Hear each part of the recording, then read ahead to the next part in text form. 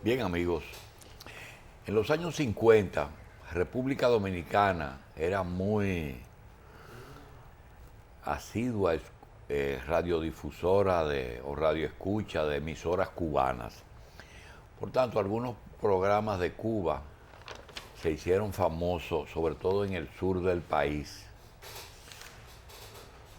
de los que se transmitían allá. Ahí conocimos nosotros a Tres Patines, pero había una novela que era famosa por su introducción, que decía, donde el dolor desgarre, donde la maldad impere, donde el peligro amenace, allí estará Tamacún, el vengador errante. Eso se hizo famoso. Era como un vengador a domicilio. Era una novela muy apasionante. Y en los tiempos modernos, aquí en política, hay personas que han asumido un papel de Tamacún, donde el dolor desgarre, donde la maldad impere, donde el peligro amenace y donde Miguel Vargas traiciona, ahí estará Guido Gómez Mazara, el vengador errante. Pero hoy nosotros no vamos a hablar ni de los millones de Miguelito, ni de la traición de Miguel. Nosotros vamos a aprovechar que Guido Gómez es de los dominicanos que mejor maneja tres temas, y José Israel, que los maneja igual. Vamos a conversar y vamos a brindar un plato de primera para echarle gota en los ojos a muchos dominicanos preocupados por la justicia, Medio Oriente y Venezuela. Guido quizá es de las personas que más está al día con esos temas. Guido, gracias por estar con nosotros. Buenos días, buenos días. Vamos a darle vacaciones al traidor en este momento. Y vamos a hablar de Venezuela primero. ¿Cómo ves el asunto? Bueno, gracias por la invitación. Mira, mucha gente que observó el proceso del domingo y sus resultados olvida la raíz autoritaria de Venezuela. Bueno, Venezuela hizo su independencia en el año 1821 y es en el año 1948 cuando un presidente con un perfil democrático llega al poder, Rómulo Gallego. Y él solo gobernó por 9 meses, le dieron un golpe de Estado y en esa conspiración que lo saca del poder, Pérez Jiménez era parte de esos 3 militares. Y gobernó entre el 48 y el 58, y en el 58 se estableció en Venezuela lo que se llamó el Pacto de Punto Fijo, que era el primer esfuerzo de alternabilidad democrática, que conoció una América Latina penetrada profundamente por el autoritarismo, los golpes de Estado. Bueno, ese Pacto de Punto Fijo, en 1958, fue el instrumento político de COPEI y Acción Democrática hasta el año 1998, es decir, 40 años. ¿Qué pasó en ese interregno en Venezuela en 40 años? Bueno, que desigualdad social, pobreza, corrupción, descrédito de la clase política, que creó las condiciones para que el Caracazo, que fue una acción de carácter militar con la intención de sacar del poder a Carlos Andrés Pérez, que había gobernado ya en un primer periodo, y llegó en la década de los 90 con la intención de hacer ajustes económicos y con la orientación de los organismos internacionales. Evidentemente el Caracazo no se concretizó, pero creó las bases de un nivel de inconformidad que se pudo expresar 6 años después con la victoria de Chávez mediante el método electoral. No sin antes recordar que Caldera también ganó las elecciones, pero la ganó fuera de su partido, que era el COPEI. El año 1998 marcó el punto de partida de Chávez. Pero más que el éxito de Chávez, para entender lo que aconteció el domingo, yo pienso que hay que hacer una pequeña referencia. Porque si bien es cierto, Chávez gana las elecciones sobre la base del descrédito de la clase política, yo solo pongo 2 ejemplos para que la gente tenga una idea en el contexto en que Chávez gana las elecciones. La figura más popular era Irene Sáez, una ex Miss Universo. Y el candidato que le buscaron los sectores de la partidocracia a Chávez era Enrique Salas Romer, una expresión de la partidocracia tradicional. Bueno, Chávez electoralmente le da una pela y gana las elecciones. Chávez en el 98, cuando gana las elecciones, no era una persona que hacía ejercicios de carácter ideológico. Él se montó en el caballo del bolivarismo, él decía que iba a reivindicar el pensamiento de Bolívar. Evidentemente, después del año 2002, que hubo un golpe de Estado, él ya se radicalizó en términos de su posición. Ahora, ¿qué aconteció entre el 98 y el domingo? 17 años. varias cosas. En el orden internacional, que la gente a veces no quiere entender por qué también esos fenómenos cumplen con algunos procesos internacionales. Yo pienso que atractivo para Venezuela, la Venezuela de Chávez fue el precio del barril de petróleo en el mercado internacional. Eso, sin lugar a dudas, fue ventajoso. En segundo lugar, la colocación de las commodities en los mercados internacionales. Eso también fue importante. En ese mismo orden, el desarrollo de las materias primas, que también le vino muy bien a Venezuela. Y el cuarto punto, que yo pienso que es el más importante de todo, fue una política de expansión económica en toda China. Y eso tuvo impacto en los aliados fundamentales China en América Latina. Y Chávez fue un exponente de eso. En ese periodo de éxito económico, yo pienso que la administración de Chávez hizo varias cosas significativas. En primer lugar, exportó su proyecto de socialismo del siglo XXI, algo que yo todavía no entiendo. Y con esos excedentes también financió internamente quizás el programa de subsidio más amplio que conoce la historia de Venezuela desde la fundación de su república. ¿Qué hizo en el orden de América Latina? Bueno, que muchos gobiernos surgieron en gran medida por el estímulo de Chávez. Chávez, yo creo que condujo en gran medida al éxito de Correa, a la victoria de Evo Morales, a la victoria de nuevo del sandinismo en Nicaragua, y tuvo la peculiaridad de que el justicialismo, que es algo difícil de entender a distancias de lo que pasa en Argentina, transformó el justicialismo, que es el partido peronista, desde un Menem, que es derecha, derecha, derecha, pasando por Duhalde, hasta llegar a los Kirchner, que es un experimento justicialista hacia la izquierda. Ahora bien, internamente, ¿dónde yo pienso que comenzó la fase de agotamiento del modelo chavista? Maduro no es Chávez, eso es lo primero. Chávez es una persona que, sin lugar a dudas, tenía una penetración en el corazón de la sociedad venezolana, tenía un atractivo, se conectaba con la gente, hablaba su lenguaje. Y su partida creó una especie de espacio difícil de sustituir. Los caudillos siempre eligen al que le conviene a ellos, no al que le conviene a la sociedad. Hay excepciones.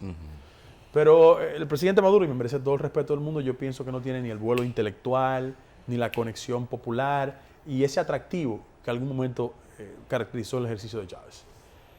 Hacia lo interno, él cometió varios errores. El primero fue que en la fase de radicalización del proyecto chavista, él, por ejemplo, hizo, salvando las distancias, ese esfuerzo de segmentación social que hizo Bosch aquí en algún momento cuando llegó, Tutumpote, Pecoso Largo, Hijo de Machepe. Entonces dividió al país en dos. Los que estaban con Chávez y los escuálidos. Él le llama escuálidos a los exponentes de la partidocracia tradicional.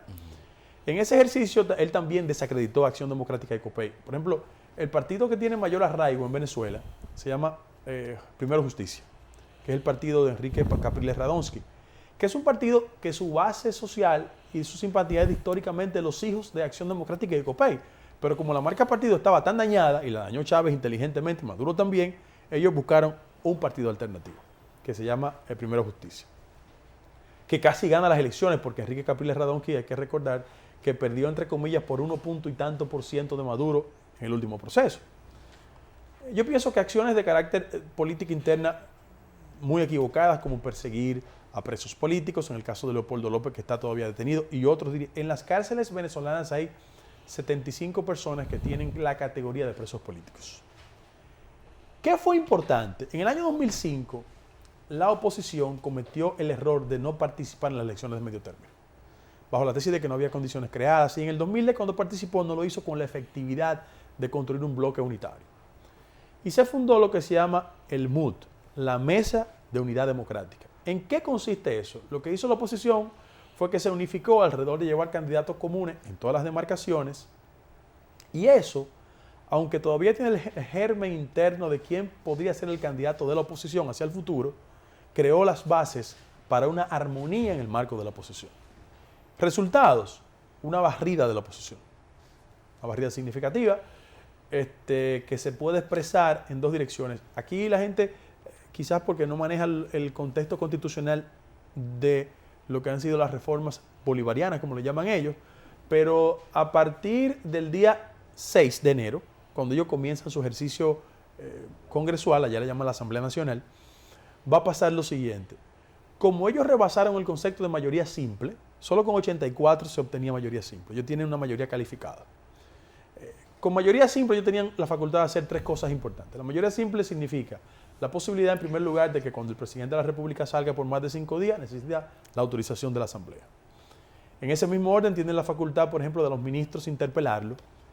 Y en ese mismo orden también tienen la posibilidad de que se inicie un juicio político respecto al presidente. Ahora, con la mayoría calificada, ellos dieron un paso de avance. Por ejemplo, ellos pueden pasar ley de amnistía sin el consentimiento del Poder Ejecutivo.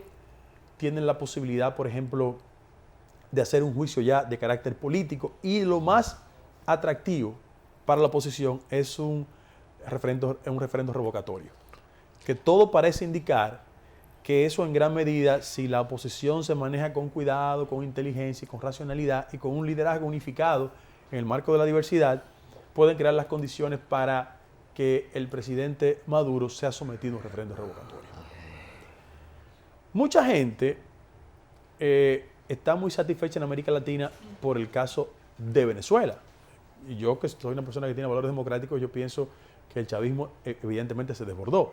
Sin embargo, ya en América Latina había señales de cómo ese modelo, como ellos lo llaman, socialismo del siglo XXI, comenzaba a colapsar. Lo que pasa es que en el caso de Venezuela tuvo una connotación especial, pero hace 6 meses, por ejemplo, en Ecuador, el presidente Correa perdió Guayaquil y perdió Quito. 2 polos de mucha importancia en términos poblacionales y en términos políticos. También Evo Morales perdió 2 bastiones interesantísimos en Bolivia y hace solo una semana Macri gana las elecciones en Argentina. ¿Qué significa? Que hay una especie de una vuelta a lo que yo llamo la ola conservadora que en algún momento gobernó con bastante dureza nuestros países en América Latina. Aquí en República Dominicana, y he escuchado a algunos comentaristas, que me merecen todo el respeto del mundo, hay una fascinación por importar los fenómenos políticos de otras sociedades. Y yo siempre he dicho que cualquier país se parece a este, pero este país no se parece a ninguno. O sea, hay mucha manipulación diciendo, no, porque las cosas funcionaron de tal manera allá, puede que pase aquí. No, la República Dominicana tiene otras características. Y el contexto de los cambios electorales que se han expresado en América Latina tiene mucho que ver con los temas que en el orden económico impulsan esos cambios. En Argentina, el éxito de Macri obedece a 2 factores. Un agotamiento del modelo kirchnerista, que tenía 3 periodos consecutivos, por una inflación. Es decir, había un problema de carácter económico, aunque el Partido Justicialista también se dividió, porque Sergio Massa, que era un candidato importante, el Partido Justicialista sacó casi 20% de los votos, y eso creó las condiciones para que en segunda vuelta ganara el presidente Macri y perdiera Scioli. En el caso de Venezuela, yo quiero decir que hay un nivel de inflación que la gente lo percibe no solo por los indicadores económicos, sino porque las filas, la falta de abastecimiento de los productos esenciales ha generado una especie de colapso. Además, siento que la oposición política en Venezuela fue inteligente porque ellos hablaron con mucha habilidad de segmentar el sentimiento chavista y el madurista. Una franja importante que sustentó históricamente el voto de Chávez, decían que ellos eran chavistas, sin embargo no maduristas. ¿Por qué? Porque como dije en la parte inicial de la introducción, yo siento que el presidente Maduro no tiene el atractivo, el perfil, la conexión y, por qué no decirlo, los dotes intelectuales, que en el caso de Chávez, Chávez comenzó a aprender en la fase de ejercicio del poder. Sin embargo, él tenía un entorno de gente que sí venía de una vieja militancia izquierdista del Partido Comunista venezolano. Hablo de gente como José Vicente Rangel, que en algún momento le orientaron políticamente. Pero en este caso, yo pienso que lo que se expresó el domingo también tuvo mucho que ver con la insatisfacción que tiene la sociedad venezolana de cómo Maduro ha ejercido la presidencia en los últimos años. Sí. Gracias, Guido, por tu presencia aquí y por el hecho de que no viniera agripado. Sí. Porque cuando tú coges la palabra, solo un estornudo lo impide que uno entre. No, lo que pasa es que frente a la introducción que hace Julito, así, respecto de un tema del ejercicio partidario que yo hago, también a mucha gente se le podría olvidar que el fuerte de mi formación académica es la política exterior, que fue el centro de mi fase de Pero, estudio. pero además la cátedra universitaria te Sí, eso me ejercita. afila el lápiz. Sí, y además los políticos nos dedicamos a las ideas, no tenemos fascinación por los préstamos bancarios.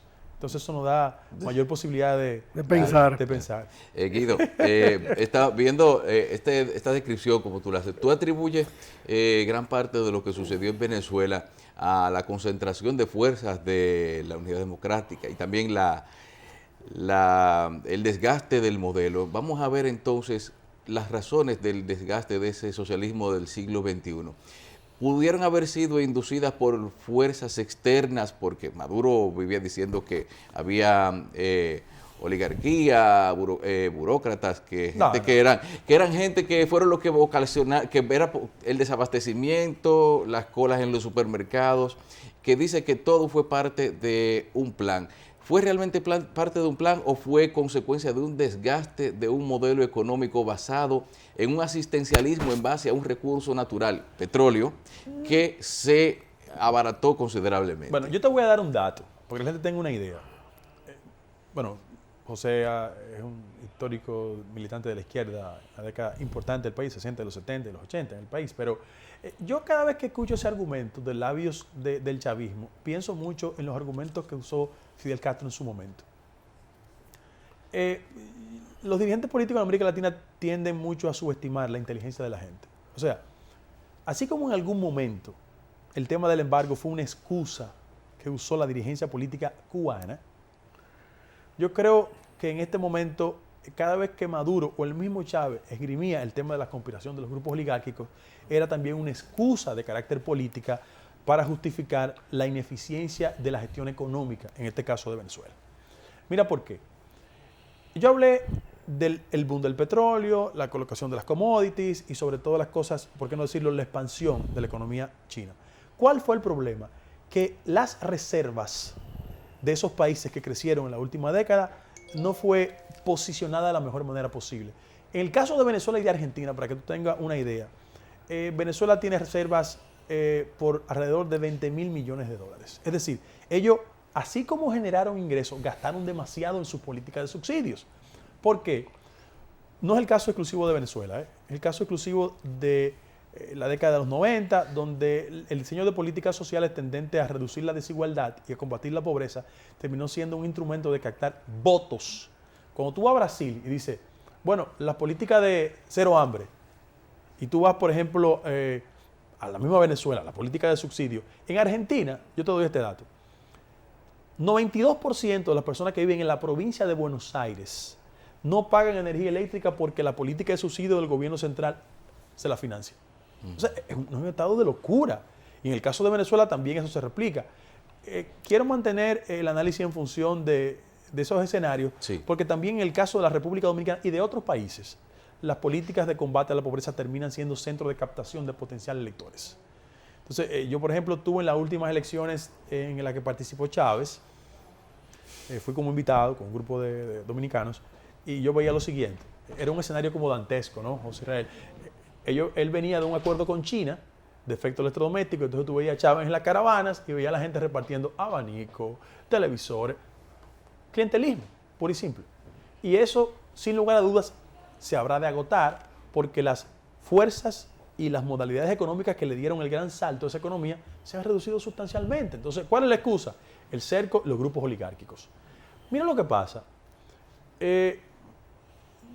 Chávez, con una habilidad innegable, él radicalizó la base social de quienes simpatizaron por él. Cuando tú ves una fotografía de la gente del MUD y tú ves una fotografía de los chavistas, tú te das cuenta las clases sociales que están expresadas políticamente. O sea, ¿quién es la cabeza visible de la fuerza opositora? Son tres personas. María Corina, que es una persona que fue congresista, pero tú ves a María Corina y te das cuenta su origen social. Sí. Leopoldo López estudió en Stanford. Y, bueno, Capriles Radonsky, no tengo que decirte, son apellidos que evidentemente reflejan sí, una clase social. Hay un libro, José Israel manifestación Cuello lo conoce perfectamente, muchos dominicanos también, pero un escritor simbólico, Herrera Luque, de Venezuela. Bob es el urogallo, La casa del pez que cuba en el agua. que son las novelas que reflejan ese comportamiento de la clase tradicional venezolana. Es decir, el éxito de Chávez en el 98 consistió en que él incluyó a los históricamente excluidos. El problema fue que él quiso gobernar solo con ellos. Y sin lugar a dudas, cuando segmentó a la sociedad en dos franjas, cuando vino la crisis económica, la gente salió. Y salió con un nivel de inconformidad. Mira, cuando una idea le llega a su tiempo, no hay fuerza humana que la detenga. Óyete, el chavismo tenía todos los resortes. Tenía las Fuerzas Armadas, el sector electoral, pero la gente salió a votar. Salió a votar. Y el argumento económico es pura excusa. Yo lo que sí pienso es que ahora la oposición debe ejercer un mayor nivel de racionalidad, de gobernar con criterio, con sentido democrático, porque recuerda una cosa, el chavismo tiene una base social en Venezuela. Sí. Y tiene el control de resortes importantísimos. Haciendo los paralelismos, así como la oposición va a contrapesar, y eso es bueno en la democracia, que la oposición controle una instancia de poder, tanto en el caso de Venezuela como en Argentina, pero a la inversa. En Argentina, el presidente electo, Macri, va a tener que negociar con una oposición que es justicialista, que es peronista. Y en Venezuela, el presidente va a tener que entenderse con una oposición que es contraria a sus intereses. Uh-huh. Hay un detalle que en tu charla tan nutrida de conocimientos y de vivencia se escapa. Es el problema generacional y la política. Si los líderes políticos no entienden que hay valores generacionales ineludibles, se hunden. En el caso, por ejemplo, de la vida republicana de Venezuela, 40 años, tú te encuentras que ya comenzaron a repetir candidatos. Uh-huh. Caldera y Carlos Andrés gobernaron 2 veces, ya viejos. Muy bien, sí. Ya viejos. Entonces, ahí hay una situación de falta de oferta de parte de lo establecido, que permite la entrada de un tercer elemento. Uh-huh. Chávez entró en una coyuntura muy apropiada. Y luego el chavismo prácticamente se desploma el domingo pasado por 2 factores. La desaparición de Chávez, por un lado, a quien Maduro, evidente, para lo cual Maduro no estaba maduro, y ni siquiera lleno, sí. Como dicen de los plátanos, está lleno pero no maduro, no listo para sacar. Sí. Bueno, y al mismo tiempo la crisis económica mundial, claro. Particularmente en los productos que Venezuela exporta. Acero, uh-huh. Hierro bruto, petróleo, minerales, materia prima de la más elemental, de la más tradicional. Pero en el caso de los subsidios, hubo uno que cuantitativamente lo desconozco, pero políticamente le hizo mucho daño, y sobre todo el cancaneo, que fue el subsidio a Cuba. A Cuba. Probablemente cuantitativamente fue más importante que la suma de todos los otros. Porque Cuba ha construido una economía que no paga. Y todo lo que tú le fías a Cuba no lo va a pagar nunca, porque se acostumbró a eso. Desde el precio preferencial del azúcar de los americanos, que fue sustituido por el subsidio ruso, que ya se sabe que superó los 5.000 millones de dólares al año. Y luego aparece Chávez en un momento muy difícil para Cuba. Y solamente uno puede pensar de qué tamaño fue ese subsidio para una Cuba que llevaba varios años ya sin la Unión Soviética y sin Estados Unidos. En el llamado periodo, económicamente desamparada. Exactamente, en el llamado periodo especial, que los que cuentan la situación de allá interna fue muy duro. Bien. En esas condiciones, todos esos factores no permitían que Chávez se muriera en ese momento. Solo Chávez podía liderar eso. Y no creo que Maduro, ninguno de los líderes, tenía condiciones para sustituirlo en esa coyuntura. De manera que son esos factores los que han permitido una nueva situación. En cuanto a la raigambre de los líderes de la oposición, yo pienso que la muchacha Machado esa debe ser descendiente de los Machado que fueron líderes del Partido Comunista y que eran de la gran oligarquía venezolana, originalmente.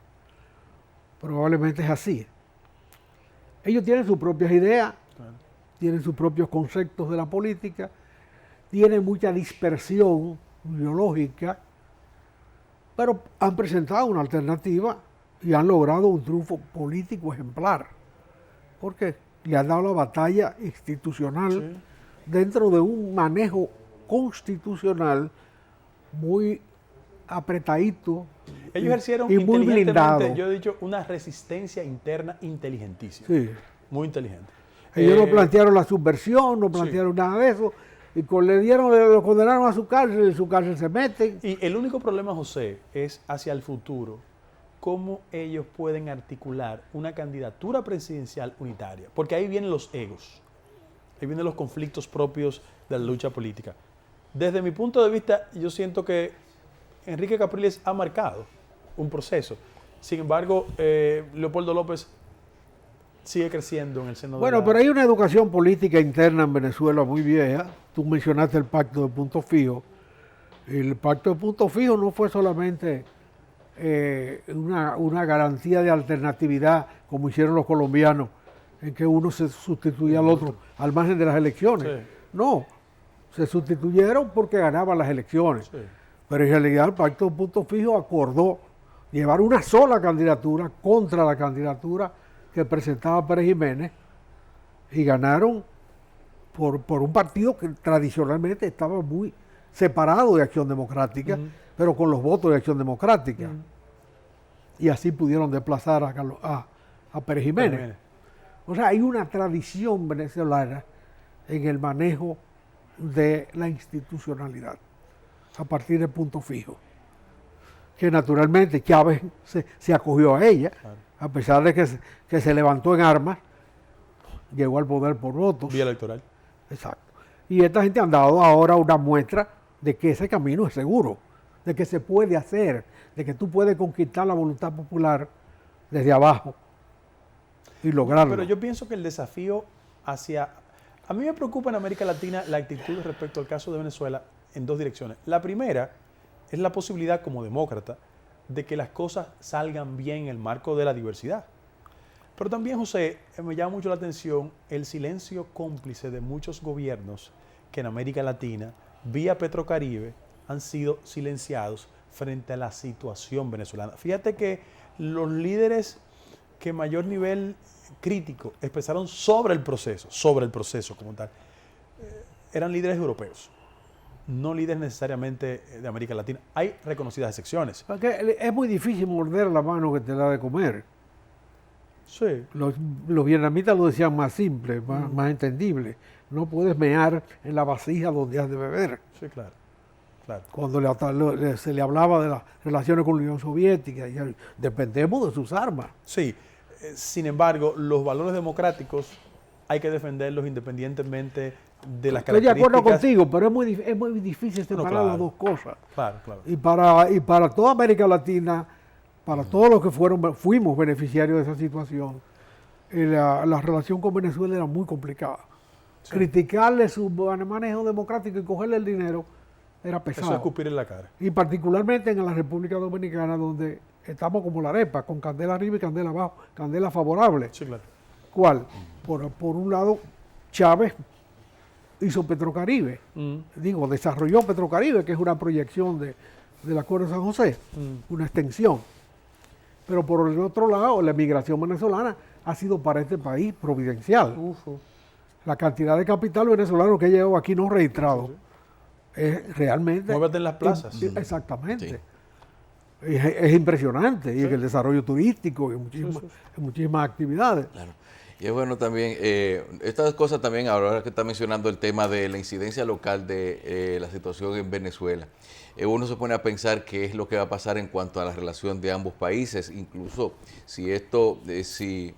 con qué actitud el Congreso pudiera actuar en función de la forma de Venezuela manejar lo que son sus relaciones internacionales, sobre todo esas relaciones económicas que han beneficiado a Cuba y también a República Dominicana. ¿Se puede esperar, se puede temer por algún cambio desfavorable para nosotros en cuanto a la relación con Venezuela? Eso le impone el precio del petróleo. Exactamente. Sí. O sea, Venezuela no puede continuar. Ya no es posible una política de solidaridad económica como hace 10 años. No es posible. No, pero además, óyeme, el Acuerdo de San José primero y Petrocaribe después, parte de un precio determinado del petróleo. Claro.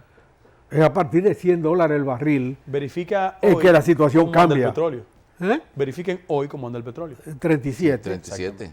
O sea, a partir de $100 el barril, donde el acuerdo de San José y el Petrocaribe, que es su ampliación en volumen y en crédito, modifica sustancialmente los con precios un componente de y las carácter condiciones local de en pago. Venezuela, y es que la oposición ha sido muy crítica respecto de esa política de solidaridad hacia los países de América Latina, en lo que concierne el tema de Petrocaribe. Particularmente a lo de Cuba. Sí.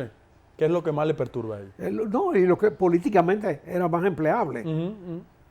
Generaba más beneficios. Le da más beneficio de una posición francamente de derecha que tiene esa posición. Aunque yo creo que ellos tienen dos escenarios. O sea, es verdad que posiblemente existe un referendo revocatorio. Ese es un escenario. Pero el otro es Maduro hasta el 18. 18-19. Es decir, el periodo presidencial, la no ejecución de un referendo revocatorio lleva a Maduro hasta el 19 de presidente. Entonces, no, hay pero mucha la dificultad. situación política va en desarrollo. Claro. Una victoria electoral tan aplastante como la que se ha Abrumadora. tenido va a tener repercusiones Claro. en la proyección de esa tendencia. Y se va a caminar por ese terreno por mucho rato. Claro. Y el referendo revocatorio se puede plantear fácilmente Sí, claro. en la apertura de la Asamblea. Sí, sí, que es en enero Por lo 6. menos habrá quien lo proponga. Que es enero 6. Enero 6 comienza.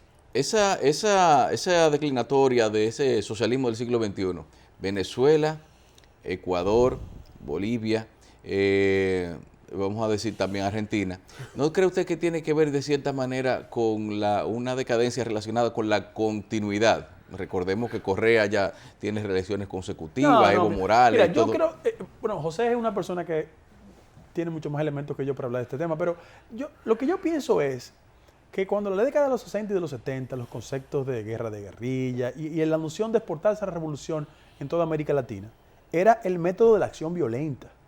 O sea, los muchachos que militaban en las izquierdas recitaban los textos de Regis Debray, y Revolución contra la Revolución. Entonces, ese método evidentemente colapsó, no tuvo resultados. Lo que hizo Chávez con los excedentes fue demostrar que el proyecto de acción directa de los 60 y de los 70, que no fue viable, él pudo habilitarlo mediante el método electoral.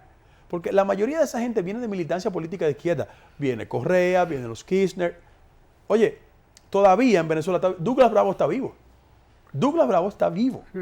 Entonces... Pero está como Jerónimo, el cacique norteamericano, el último que resistió. Está muy viejito ya. Sí, bueno, así estaba Jerónimo. Sí. Jerónimo era una atracción de circo. Exactamente. Sí, pues ya está muy viejito. Jerónimo tuvo una jubilación en un circo y la gente no creía que era Jerónimo, sino un sustituto, así de verdad, Douglas Bravo. Sí, ya está muy viejito. El mismo José Vicente Rangel ya está muy viejito también. Bueno, era más viejo. Exactamente. Sí. Lo que yo estoy diciendo es que, óyete, los modelos se agotan.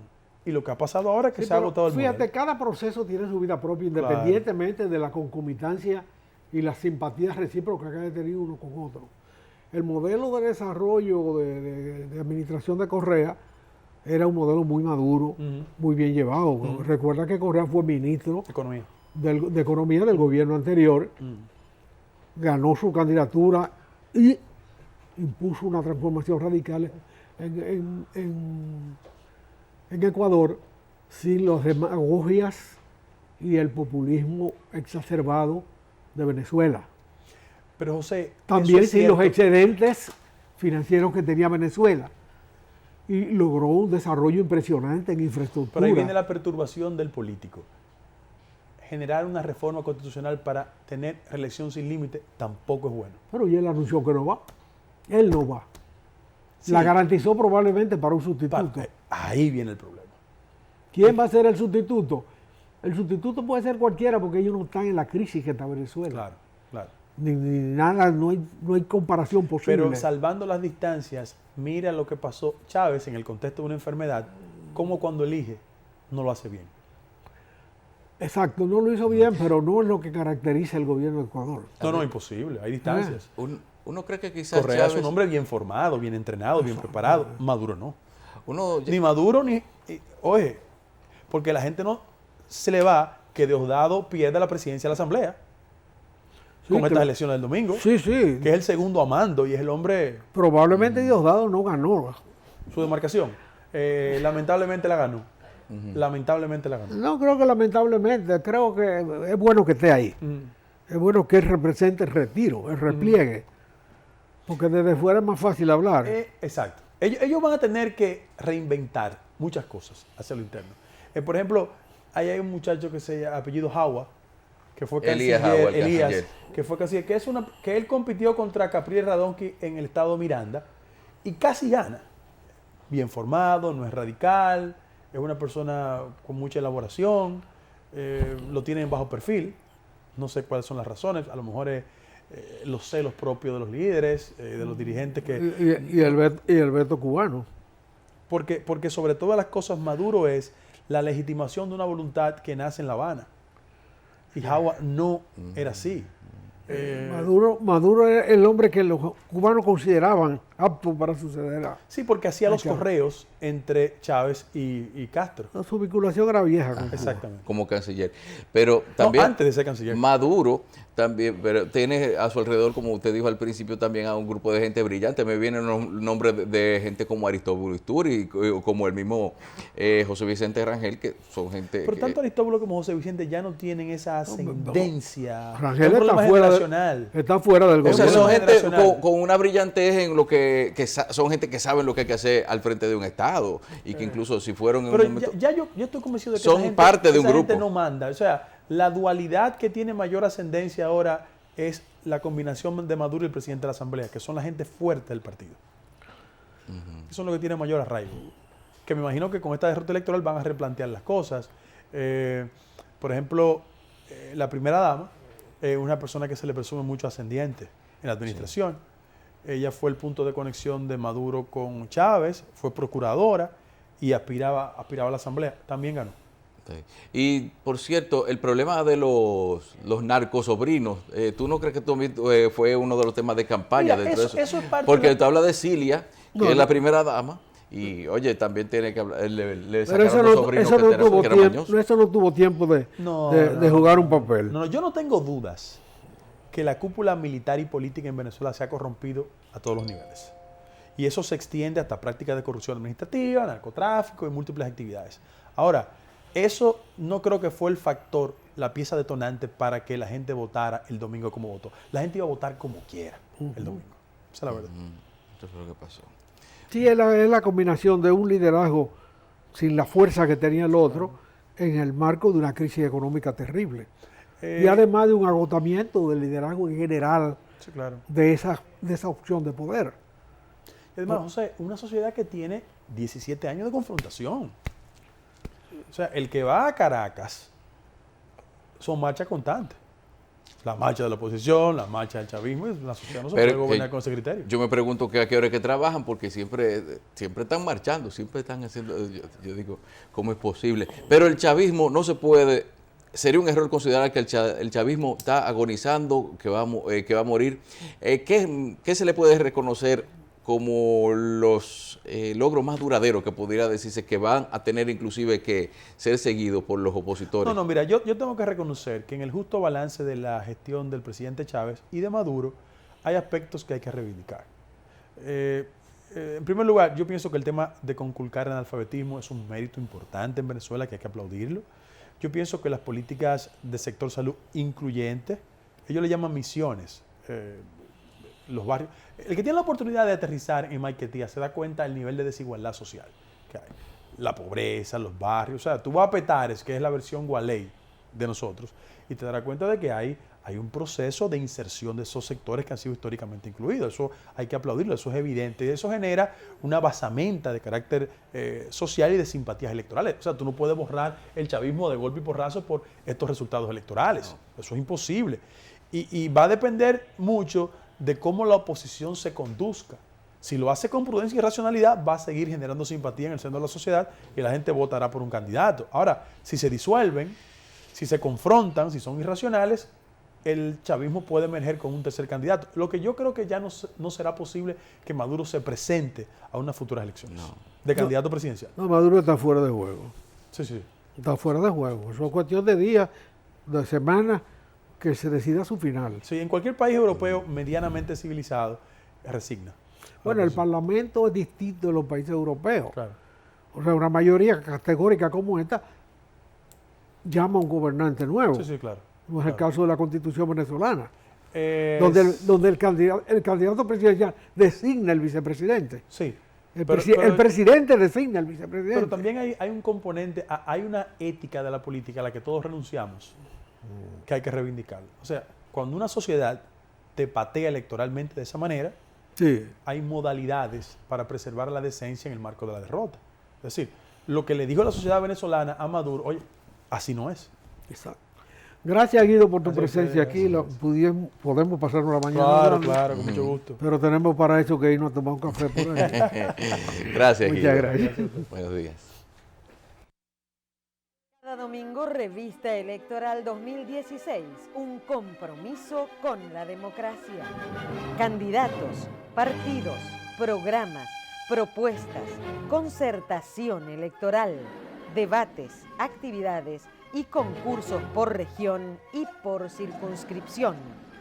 Desde las 5 de la mañana hasta las 11 de la noche, Revista Electoral 2016.